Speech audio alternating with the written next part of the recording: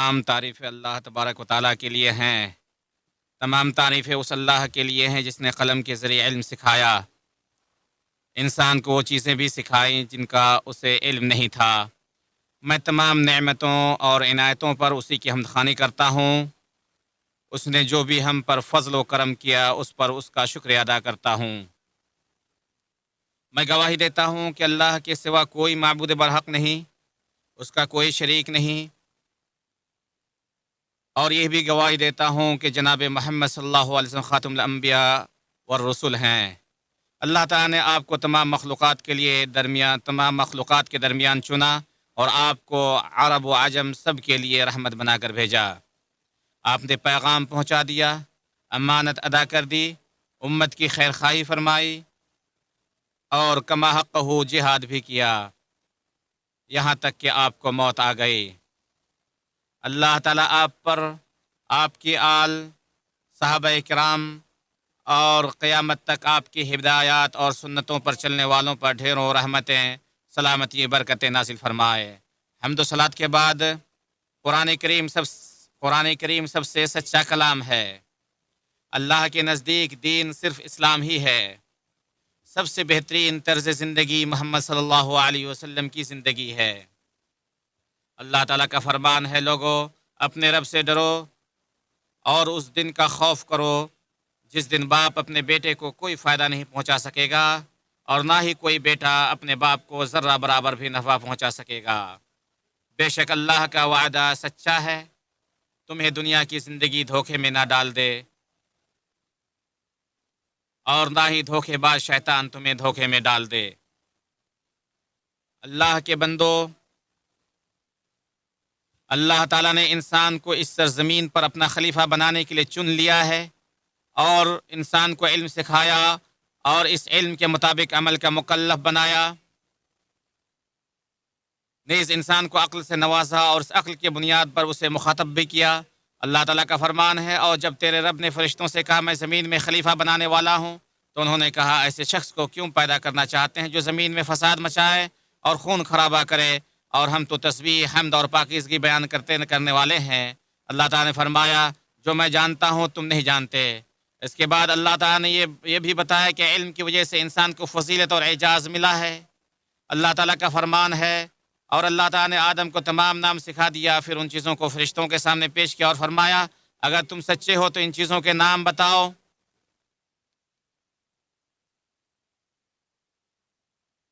فرشتوں نے کہا کہ اے اللہ، تیری ذات پاک ہے، ہمیں تو صرف اتنا ہی علم ہے جتنا تو نے ہمیں سکھایا ہے، پورے علم و حکمت والا تو ہی ہے۔ اللہ تعالیٰ نے آدم سے فرمایا کہ اے آدم، ان کے نام بتا دو۔ جب انہوں نے بتا دیا تو فرمایا کیا میں نے تمہیں نہیں کہا تھا کہ زمین اور آسمانوں کا غیب میں ہی جانتا ہوں اور میں تمہارے ظاہر و باہر سے واقف ہوں۔ اس طرح اللہ تبارک و تعالیٰ نے اپنی بہت سی مخلوقات پر انسان کو علم اور عقل کی بنا پر فضیلت دی، اور اسی علم کی بنا پر ان سے اپنے احکامات کی تعمیل اور عمل کرنے کا مکلف بنایا۔ مسلم اقوام ان دنوں طلباء اور طالبات کا نیا تعلیمی سیشن شروع ہو چکا ہے، تو مبارک ہو بھرپور جد و جہد کرنے والوں کو، کامیابی کے لیے اپنی وسعت کے مطابق کوشش کرنے والے کو، کیونکہ حصول علم ہی در حقیقت سنگ بنیاد ہے۔ اسی علم کی بنا پر ہی انسان اپنے دین کو پہچانتا ہے۔ یہی وہ ذریعہ ہے جس کے ذریعے انسان اپنے پروردگار کی اطاعت کا طریقہ سیکھتا ہے۔ سب سے پہلے جبریل اللہ تعالیٰ کی جانب سے ہمارے رسول صلی اللہ علیہ وسلم کی جانب جو حکم لائے تھے وہ حصول علم کا ہی تھا۔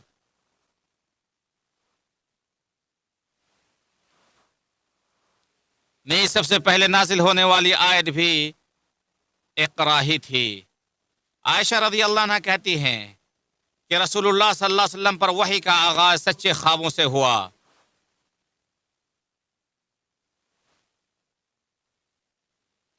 آپ خواب میں جو کچھ دیکھتے وہ روز روشن کی طرح سچ ثابت ہوتا۔ پھر آپ کو تنہائی پسند ہونے لگی اور آپ صلی اللہ علیہ وسلم نے غار حرا میں خلوت نشینی اختیار فرمائی اور کئی دن و رات وہاں مسلسل عبادت الہی میں مشغول رہتے، اور اس کے لیے اپنے ساتھ توشہ لیے رہتے۔ آپ کا ہی طریقہ رہا یہاں تک کہ آپ کے پاس حق آ گیا۔ آپ غار حرا ہی میں تھے کہ اچانک جبرائیل آپ کے پاس آئے اور کہنے لگے پڑھو۔ آپ نے فرمایا میں پڑھنا نہیں جانتا۔ آپ صلی اللہ علیہ وسلم نے فرمایا کہ فرشتے نے مجھے پکڑ کر اتنے زور سے دبوچا کہ میری طاقت جواب دے گئی۔ پھر فرشتے نے مجھے چھوڑ دیا، کہا پڑھو۔ میں نے پھر وہی جواب دیا کہ میں پڑھنا نہیں جانتا۔ اس فرشتے نے مجھ کو نہایت ہی زور سے دبوچا کہ مجھ کو سخت تکلیف محسوس ہوئی۔ پھر اس نے کہا کہ پڑھ۔ میں نے کہا کہ میں پڑھنا نہیں جانتا۔ فرشتے نے تیسری بار مجھ کو پکڑا اور تیسری مرتبہ پھر مجھ کو دبوچا، پھر مجھے چھوڑ دیا اور کہنے لگا پڑھو اپنے رب کے نام سے جس نے پیدا کیا، انسان کو خون کے لوتھڑے سے بنایا۔ پڑھو آپ کا رب بہت ہی مہربان ہے جس نے قلم کے ذریعے سکھایا انسان کو وہ کچھ سکھایا جس کا اسے علم ہی نہیں تھا۔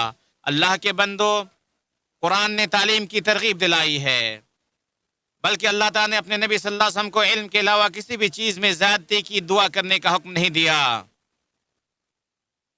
اللہ تعالیٰ کا فرمان ہے اور کہتے ہیں اے میرے رب میرے علم میں اضافہ فرما۔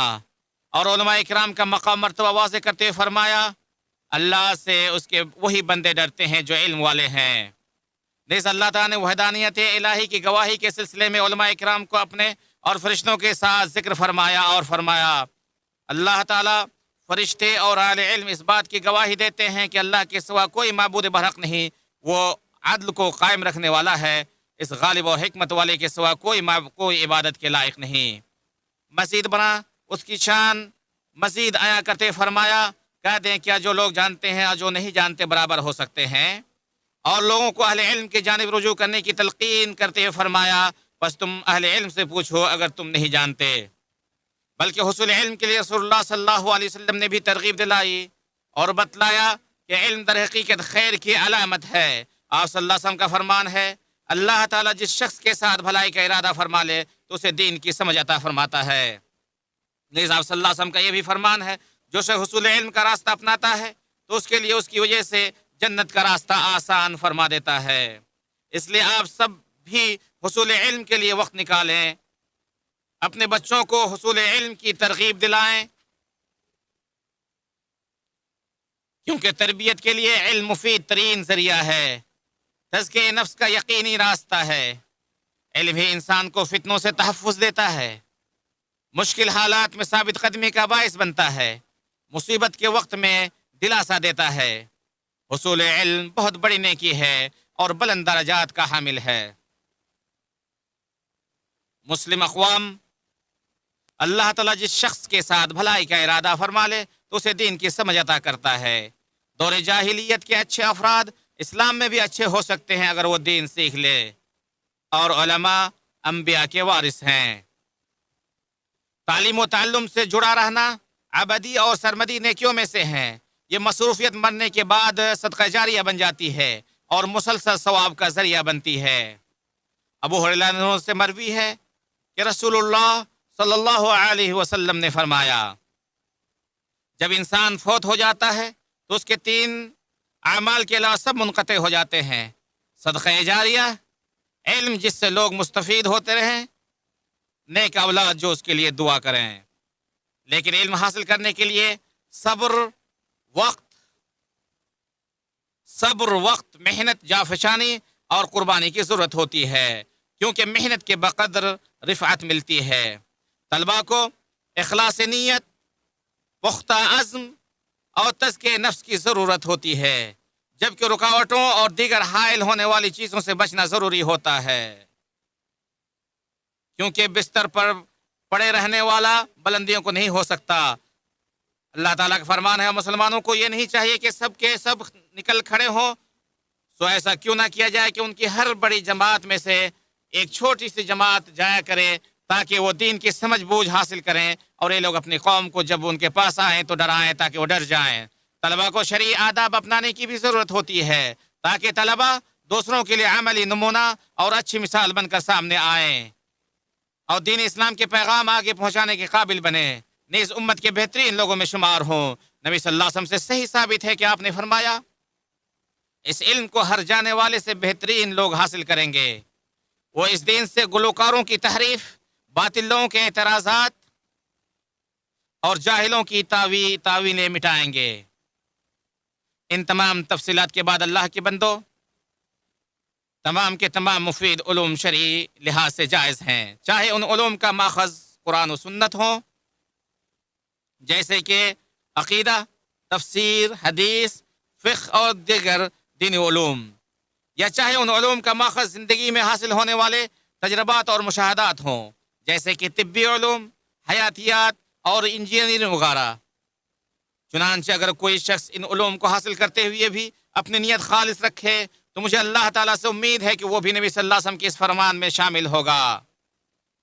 جو شخص حصول علم کے لیے چلے تو اس کے لیے اس کی وجہ سے جنت کا راستہ آسان ہو جاتا ہے۔ اعوذ باللہ من الشیطان الرجیم۔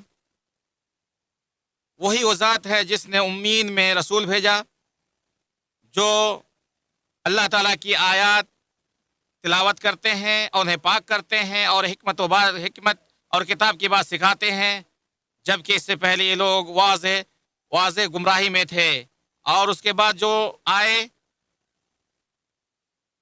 یہ اللہ تبارک و تعالیٰ کا فضل ہے، جس سے اللہ تبارک و تعالیٰ چاہتا دیتا ہے۔ اللہ تبارک و تعالیٰ عظیم فضل والا ہے۔